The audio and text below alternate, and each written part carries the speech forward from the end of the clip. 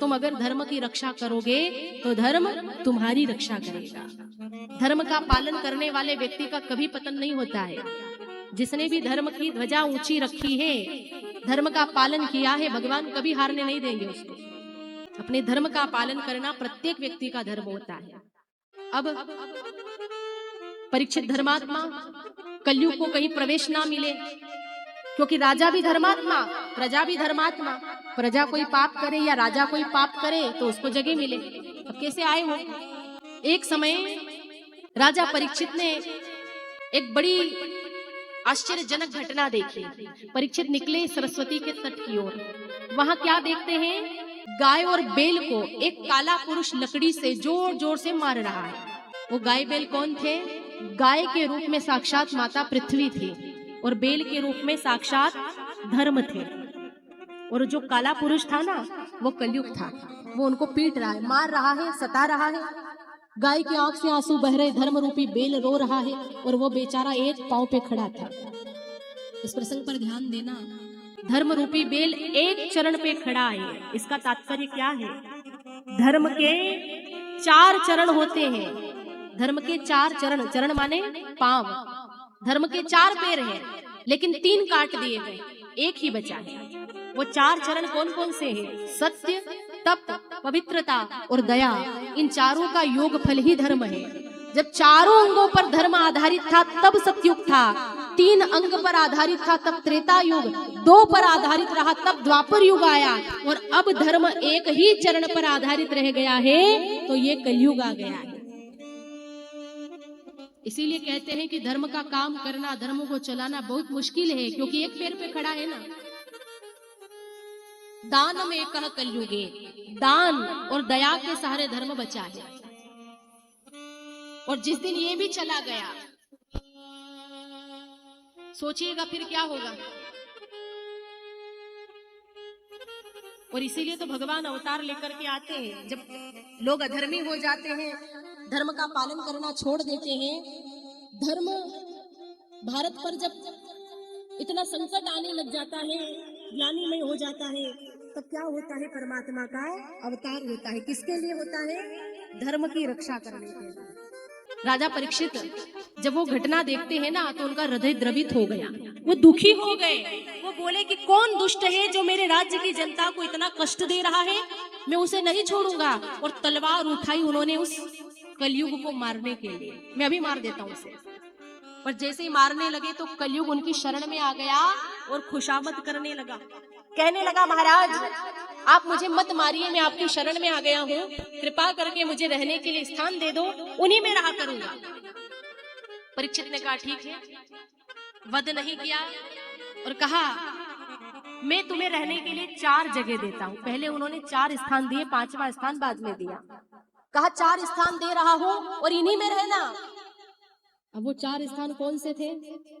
जो 4 स्थान दिए उनका नाम है झूठ, मदिरा, स्त्री संग और हिंसा। इन चारों ही स्थानों में क्रमशः असत्य, मद, आसक्ति और निर्दयता, ये 4 प्रकार के अधर्म निवास करते हैं। कलयुग कहाँ कहाँ रहता है?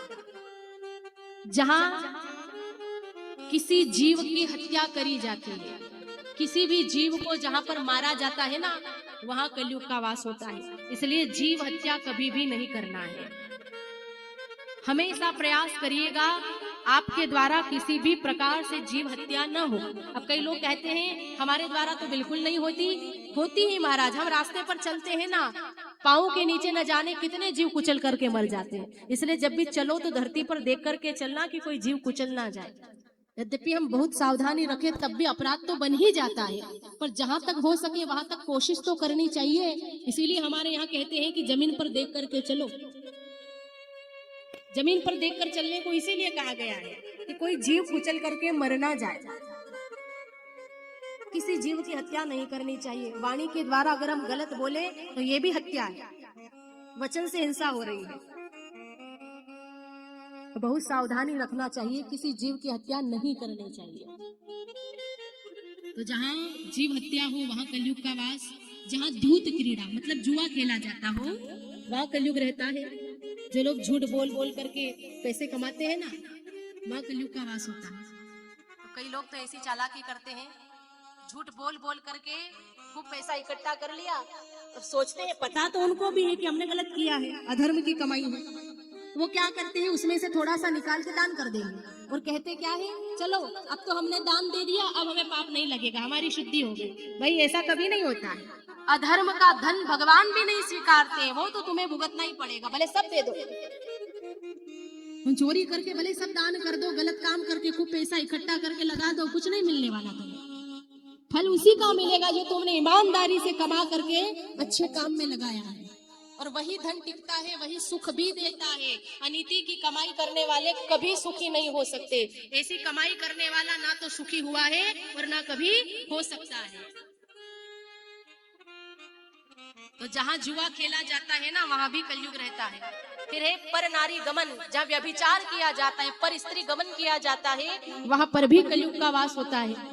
और चौथा स्थान है मद्यपानम, जहाँ पर नशीली वस्तुओं का, मदिरा आदि का पान किया जाता है, वहां पर भी कलयुग का वास होता है। इसलिए इन चारों से बचकर के रहना चाहिए, गलत कार्य कभी नहीं करना, शराब आदि नशीली वस्तु का सेवन नहीं करना है, ये जीवन से दूर ही रहना चाहिए। पर आज तो अधिकांश घरों में ऐसी स्थिति हो गई है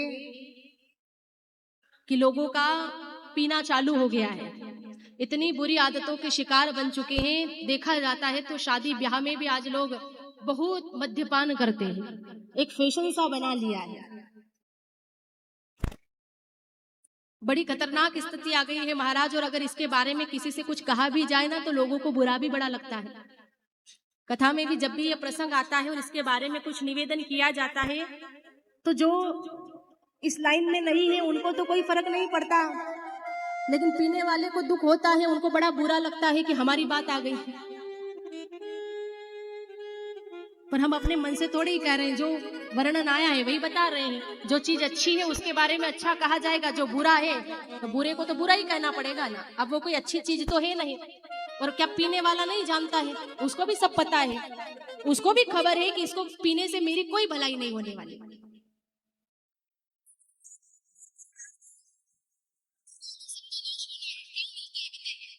कोई फायदा होता है क्या? कुछ नहीं होने वाला, लेकिन फिर भी पीते हैं। कई लोग कहते हैं हमारे जीवन में कष्ट बहुत है ना, इसलिए पीते हैं। अब बोलो, कष्ट मिटाने का यही साधन बचा है? कष्ट तो बड़े बड़े मुनियों के, संतों के जीवन में आया है महाराज, ये कोई कष्ट मिटाने का साधन नहीं है। विवेक से विचार करो ना तो सब कुछ समझ में आ जाएगा कि ये व्यक्ति के लिए कितना हानिकारक है, कितना विनाशकारी है। पर समझे तब, नहीं तो सिगरेट के ऊपर भी लिखा होता है, जो लोग पाउच गुटखा खाते हैं ना उसके ऊपर भी लिखा होता है स्वास्थ्य के लिए हानिकारक है, इससे कैंसर होता है, फिर भी पढ़ पढ़ करके खा रहे हैं। तो जानते सब है, पता सबको है, फिर भी नहीं सुधरते। स्वयं विचार करिएगा, जो पीने वाले उनको स्वयं को समझना है, कोई दूसरा आपको नहीं छुड़वा सकता, सामने वाला कोशिश कर सकता है। हम क्या करते हैं, एक निवेदन कर सकते हैं कि भाई ये गलत आदत है, छोड़ दो, जबरदस्ती थोड़ी ही कर सकते। ये तो व्यक्ति को खुद को समझना है, और व्यक्ति चाहे तो छोड़ भी सकता है। एक बार एक राजा को शराब पीने की इच्छा हुई, उसने पहले कभी नहीं पी, पहली बार इच्छा हुई। मंत्री से कहा कि जाओ शराब लाओ। मंत्री था समझदार, उसने सोचा कि अगर आज राजा को सावधान नहीं करूंगा तो राज्य नष्ट हो जाएगा। तो समझदार मंत्री ने बड़ी अच्छी तरह से विचार करके काम लिया। वो गया शहर और बड़ी देर के बाद लौट करके आया, और साथ में ट्रक भरकर सामान भी लाया। ट्रक में क्या क्या सामान था, शराब की बोतल थी, फिर गंदा आहार भी था, एक नर्तकी भी थी, साथ में डॉक्टर साहब भी थे और एक कफन का टुकड़ा। तो राजा बोला कि इतना सारा सामान क्यों लाए हो, मैंने तो एक बोतल मंगवाई थी। तो मंत्री कहने लगा, महाराज मैं जानता हूं कि आपको शराब पीने की इच्छा हुई है। जब आप शराब पियोगे तो बुद्धि भ्रष्ट होगी, और जब व्यक्ति की मति भ्रष्ट होती है तो वो क्या सोचता है, हमेशा उल्टा सीधा। आपकी बुद्धि भ्रष्ट होगी तो गलत आहार ग्रहण करने की इच्छा होगी, सो वो भी व्यवस्था करके लाया ताकि दोबारा ना जाना पड़े। जब आप गलत खान पान करोगे तो आपको नृत्य देखने की भी इच्छा होगी, तो मैं नर्तकी को भी साथ में लाया हूँ। मुझे पता है कि आप जब भोग भोगोगे आपकी तबीयत हो जाएगी खराब, और जब आपकी तबीयत खराब होगी तो इलाज करने के लिए डॉक्टर साहब भी तो चाहिए ना, तो उनको भी अपने साथ लेकर के आया। और मुझे ये भी पता है कि डॉक्टर साहब इलाज करेंगे पर आपकी बीमारी ठीक होने वाली नहीं है, आप मरोगे, और जब मरोगे तो ओढ़ाने के लिए कफन भी तो चाहिए, मैं वो भी साथ में लेके आया। अब पियो। राजा सोचने लगा कि एक शराब की बोतल का इतना बुरा नतीजा, उठा के फेंक देना ही पीना। मंत्री ने अपनी चालाकी से समझा दिया, सावधान कर दिया। तो व्यक्ति अगर गहराई से विचार करे ना तो उसे सब समझ में आ जाए कि इसका परिणाम कितना बुरा है। व्यसन करना है तो भगवान की भक्ति का करो, नशा करना है तो भगवान की भक्ति का भजन का करो। होना चाहिए व्यसन जीवन में, लेकिन भक्ति का। हरि पाद सेवनम व्यसनम, भगवान की सेवा का व्यसन करो। नाम लेने का नशा कर लो, ऐसी आदत बना लो नाम लेने की कि बिना नाम लिए रह ना पाओ। कथा सुनने की ऐसी आदत बना लो कि बिना सुने आपको चैन ना मिले। और होते हैं ऐसे कई भक्त जिन्होंने ऐसी आदत बना ली है कथा सुनने की कि अगर थोड़ी देर के लिए भी कथा ना मिले ना तो वो रह नहीं पाते, वो किसी भी प्रकार से सुनेंगे, मतलब सुनेंगे। तो कहने का तात्पर्य ऐसा है कि किसी भी प्रकार से भगवान की भक्ति से जुड़ो, तो ऐसा जुड़ो, एक ऐसा नशा कर लो उसका, एक ऐसी आदत बना लो कि उसके बिना आप रह ना पाओ। ऐसा भजन का नशा हो, तू पी तेरी दुनिया लुटा के पी, इससे ज्यादा अगर शौक है तो तेरे गुरु के शरण में जा करके पी। पीले पीले रस मीठा है राम का, और जो रस पीने से जुबा पे नाम हो घनश्याम का। तो ऐसा भगवान की भक्ति का नशा करो कि आप बिना नाम जपे रह ना पाओ। ऐसा नशा हो भक्ति का, हरि की सेवा करने का ऐसा व्यसन हो। तो जहां धूत, मदिरा, व्यभिचार, जीव हत्या करी जाती है, वहां कलयुग का वास होता है। ये 4 जगह मिली। तो कलयुग बोला, महाराज ये स्थान तो बड़े गंदे हैं, मुझे कोई अच्छा स्थान भी दीजिए। 5वां स्थान दिया गया स्वर्ण, सोने में भी कलयुग का वास होता है। अनीति से जो धन कमाया जाए उससे अगर स्वर्ण के आभूषण बना के धारण किए जाते हैं ना, वहां साथ साथ कलयुग भी आ जाता है। अनीति के धन में उसका वास है। अब जब 5 जगह मिली तो कलयुग ने विचार किया कि अब डरने की कोई बात नहीं है, अब तो मैं कभी भी राजा के यहाँ चला जाऊंगा, बस राजा कोई भूल करे।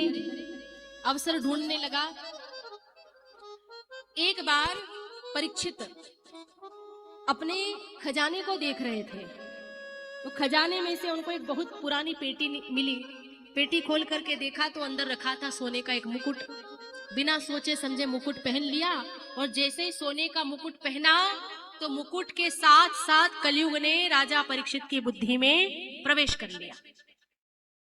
अच्छा, कलयुग का अवसर कैसे मिला प्रवेश करने का? जैसा अभी आगे बताया था कि अनीति के धन में कलयुग का वास है। तो जो मुकुट राजा ने पहना था वो मुकुट अनीति से लाया गया था। मुकुट किसका था? राजा जरासंध का। भीम ने मारा था जरासंध को, और मार के उसका मुकुट अपने घर ले आए, जबकि इस पर उनका अधिकार था ही नहीं। सबने कहा, लेकिन भीम ने बात नहीं मानी। अनीति का धन था इसलिए उसे पेटी में बंद करके छिपा के रखा गया। परीक्षित ये सारी बात जानते नहीं थे, पहन लिया। बस अवसर मिल गया कलयुग को, और उसने प्रवेश करके उनकी बुद्धि बिगाड़ दी। अब जैसे ही बुद्धि भ्रष्ट हुई तो मन में शिकार करने की इच्छा जागी। राजा वैसे कभी जंगल में जाते नहीं थे, शिकार आदि नहीं करते थे, पर कलयुग का प्रभाव, गए जंगल में, वहां जब शिकार करने लगे तो दोपहर होते ही भूख लगी उनको, प्यास सताने लगी।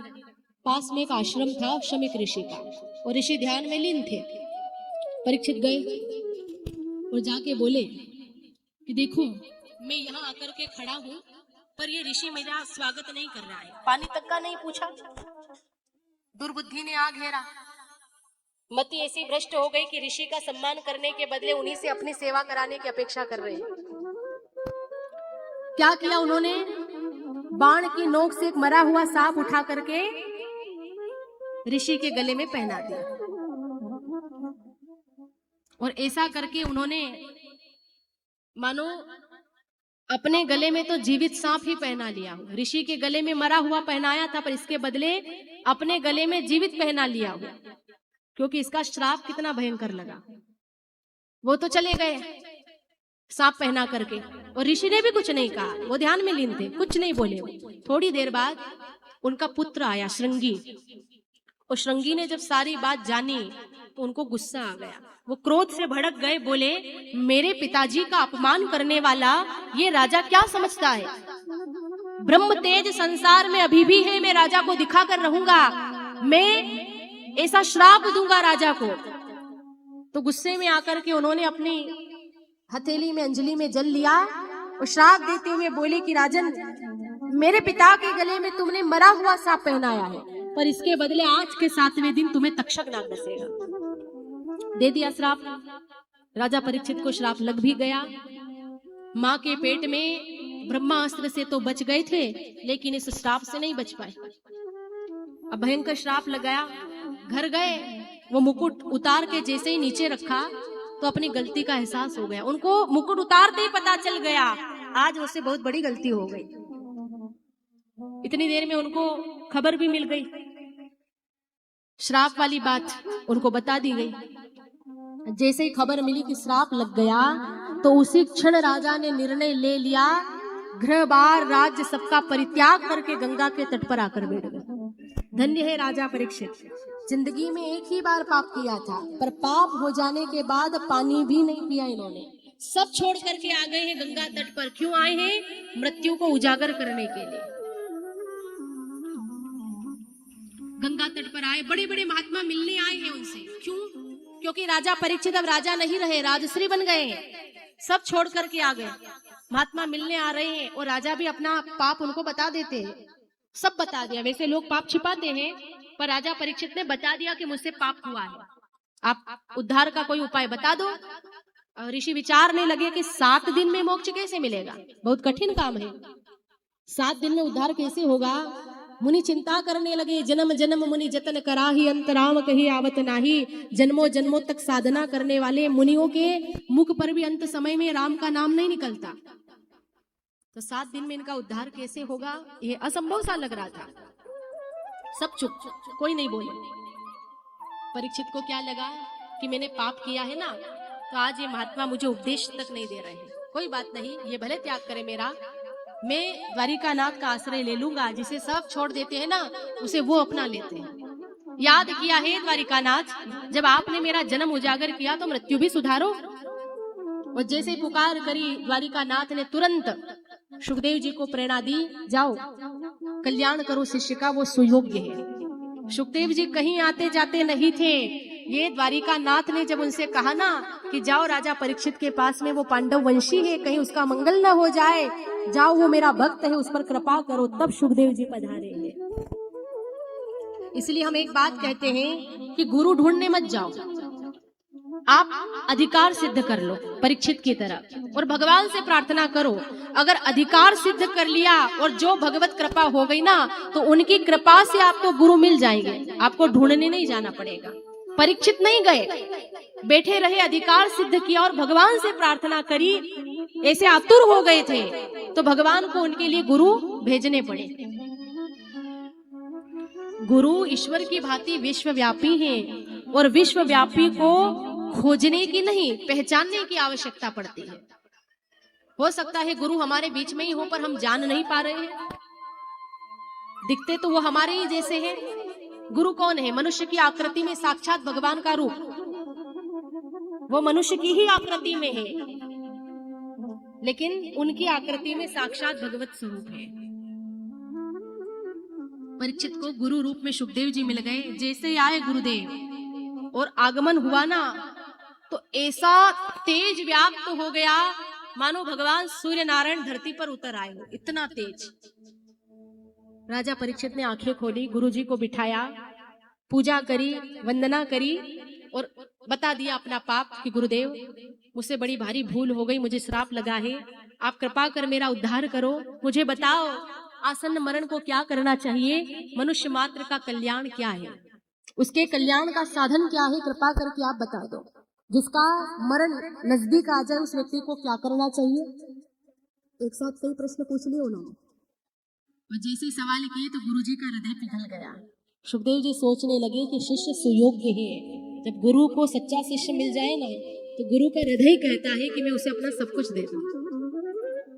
गुरु अगर तत्व प्राप्त है और शिष्य भी भगवान के दर्शन के लिए आतुर है, तो 7 दिन तो दूर की बात रही, 7 मिनट में भी प्रभु दर्शन हो सकते हैं। 7 मिनट में भी आत्म कल्याण हो सकता है, जो दोनों लायक बने तो।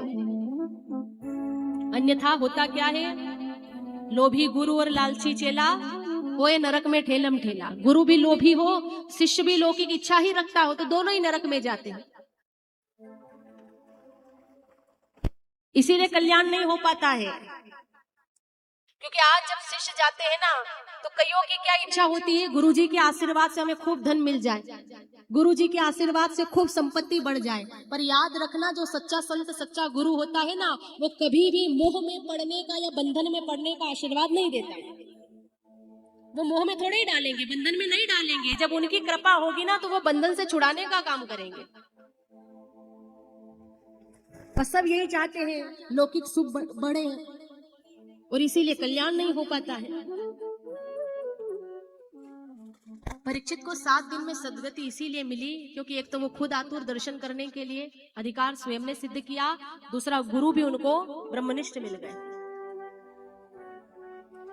परीक्षित को देख करके सुखदेव जी बहुत खुश हुए।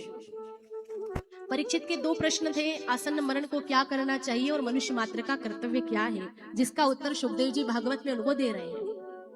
उनका जो प्रश्न था, मनुष्य मात्र का कर्तव्य क्या है, जिसकी मृत्यु निकट आ जाए उसे क्या करना चाहिए, तो सुखदेव जी ने इसका बड़ा सुंदर उत्तर दिया। गुरुदेव बोले, हे परीक्षित, जब मृत्यु लेने आती है उस समय वात पित्त और कफ से त्रिदोष होता है, गला रूंध जाता है और करोड़ों बिच्छू एक साथ डंक मारते, इतनी पीड़ा होती है। मृत्यु जब लेने आती है ना, तो बहुत कष्ट होता है, और उस भयंकर पीड़ा से अगर बचना है तो प्रत्येक क्षण के अंतकाल में भगवान को याद करना चाहिए, तभी आपका मरण सुधर सकता है। मृत्यु को उजागर बनाने के लिए भगवान को याद करना आवश्यक है, तभी वो उजागर होगी। हर एक क्षण के अंतकाल में भगवान को याद करो, ऐसी आदत बना लो ताकि आपका मरण मंगलमय बन जाए। लोगों को हर चीज की चिंता रहती है, लेकिन बहुत कम लोग ऐसे होते हैं जिनको अपने मरण की चिंता है। मृत्यु से डरना नहीं है, डरने की बात यहाँ नहीं कही जा रही। क्यों डरना, जन्म हुआ है तो मरण तो होगा ही होगा, इसमें डरने से क्या होगा। डरने के लिए नहीं कहा गया, भागवत सावधान कर रही है। मृत्यु से डरना नहीं, अगर डरेंगे तो हम जी नहीं पाएंगे, और इसीलिए भगवान ने हमें मरने की तारीख नहीं बताई। अगर बता देते ना तो हम जी नहीं पाते। मान लो हमें कोई बता दे तारीख कि इतनी तारीख को आप जाने वाले हो, हम जी पाएंगे? नहीं जी पाएंगे। तारीख नहीं दी उन्होंने, तिथि नहीं बताई, समय नहीं दिया, लेकिन जाना तो है, ये तो तय है ना। पर मुझे कई बार ऐसा भी लगता है कि एक तारीख तिथि निश्चित होती तो कम से कम ये तो रहता कि हाँ अमुक दिन ही जाना है। अब नहीं बता के एक चिंता और है कि काल सिर पे मंडरा रहा है, अब ये कभी भी आकर के ले जा सकता है, कोई भरोसा नहीं है ना। परीक्षित तो फिर भी 7 दिन के लिए अमर हो गए। ये तो तय था कि मरूंगा तो 7वें दिन, इससे पहले नहीं मरूंगा। पर हमको खबर है, एक पल की भी नहीं है, एक पल का भी हमारा ठिकाना नहीं है कि अगले ही पल हम सांस ले पाएंगे या नहीं। वो तो 7 दिन के लिए फिर भी अमर हो गए थे, हमारा एक पल का भी नहीं पता है। तो मृत्यु से डरना नहीं है, बस उसको याद रखना है। ये हमेशा याद रखो कि काल चक्र सर पर मंडरा रहा है और कभी भी हमें उठाकर ले जा सकता है। तो करना क्या है, बस उसकी तैयारी करके रखनी है। वैसे आप हर काम की तैयारी करते हो, विवाह की, शादी की कितनी खुशी खुशी तैयारियां करते हैं, उसी प्रकार धीरे धीरे खुशी से मरने की भी तैयारी करो। खुशी से करना है, दुखी होकर नहीं। मृत्यु कोई अमंगल नहीं है, भगवान की सेवक है, वो जब भेजेंगे तभी आएगी, नहीं तो आज तो मरना भी मुश्किल है। कई लोग रोज प्रार्थना करते मरते हैं, तो मरने वालों की भी लाइन लगी रहती है, मरना भी मुश्किल हो गया है। तो मृत्यु ऐसे ही नहीं आएगी, जब वो भेजेंगे तभी आएगी, पर आएगी ये पक्का है। बस तैयारी करके रखो। अगर अपनी तैयारी है तो डरने वाली कोई बात ही नहीं है। आनंद से जियो, जीवन एक बार मिलता है। खूब आनंद से जियो, अच्छे कर्म करते हुए जियो, भगवान का नाम लेते हुए जियो, अपने कर्तव्य का पालन करते हुए जियो, और हर क्षण के अंतकाल में भगवान को याद करते रहो ताकि मरण मंगलमय हो जाए। आजकल के लोग बड़े होशियार हो गए हैं। कई लोग क्या सोचते हैं, पूरी जिंदगी उल्टा सीधा धंधा करेंगे, मरने का टाइम आएगा ना तो राम का नाम लेके संसार से पार हो जाएंगे। अभी से भजन करने की क्या जरूरत है, आखिरी टाइम पर नाम ले लेंगे। तो इतने सारे जो लोग लगे पड़े हैं वो सब पागल हैं? ऐसा अगर होता फिर क्या आवश्यकता थी भजन करने की, भक्ति करने की? फिर तो सभी ऐसा ही करते ना, आखिरी टाइम में नाम ले लेते, पार हो जाते। भाई ये विचार तो बहुतों को आया होगा ना। होशियारी करने वाले सोचते हैं कि ये विचार हमको ही आया है, हम ही ऐसा करेंगे, तो ये तो बहुतों को आया होगा, सब तर जाते थे तो। पर ऐसा कभी होता नहीं। आखिरी टाइम पर स्थिति कैसी होती है? और आखिरी टाइम पर भगवान याद किनको आते हैं? जिन्होंने जिंदगी भर उनको याद किया है। जो लोग कभी याद ही नहीं करते, जिनकी रुचि ही नहीं है, भला उन लोगों को भगवान याद कैसे आ जाएंगे?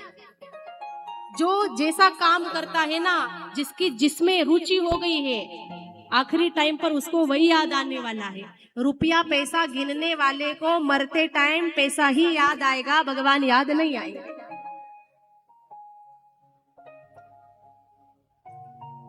एक सुनार ने पूरी जिंदगी सोना खरीदने और बेचने में बिताया था, पूरा जीवन ऐसे ही बीता उसका।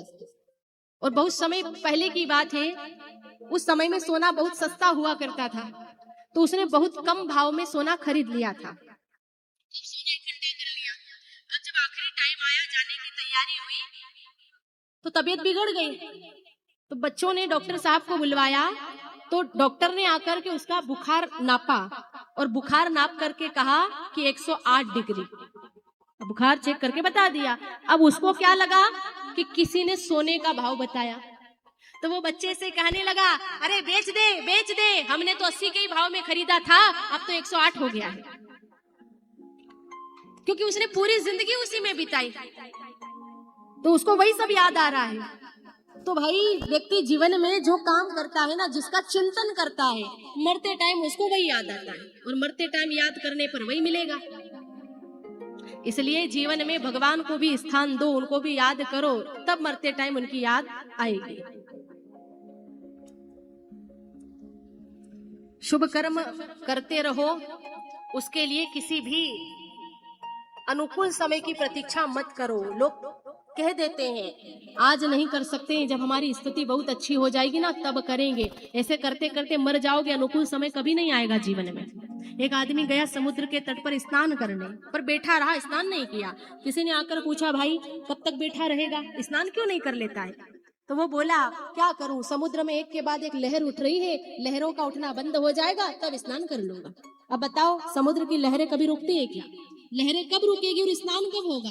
तो जैसे वो व्यक्ति बिना स्नान के वंचित रह गया ना, ठीक उसी प्रकार से जो लोग ऐसा कहते हैं कि अच्छा अनुकूल समय आने पर भजन करेंगे, वो लोग ऐसे ही दुनिया से चले जाते हैं प्रतीक्षा करते करते। क्योंकि अच्छा अनुकूल समय जीवन में कभी नहीं आता। ये सुख दुख तो लगा पड़ा है, सुख आएगा जाएगा, दुख आएगा जाएगा। आप सोचो हर तरह से सब सुविधा मिल जाए, ऐसा नहीं होगा। तो जिस घड़ी में जिस हाल में रहो ना, आप प्रसन्न होकर भगवान को याद करते रहो, तब जीवन मंगलमय बनेगा।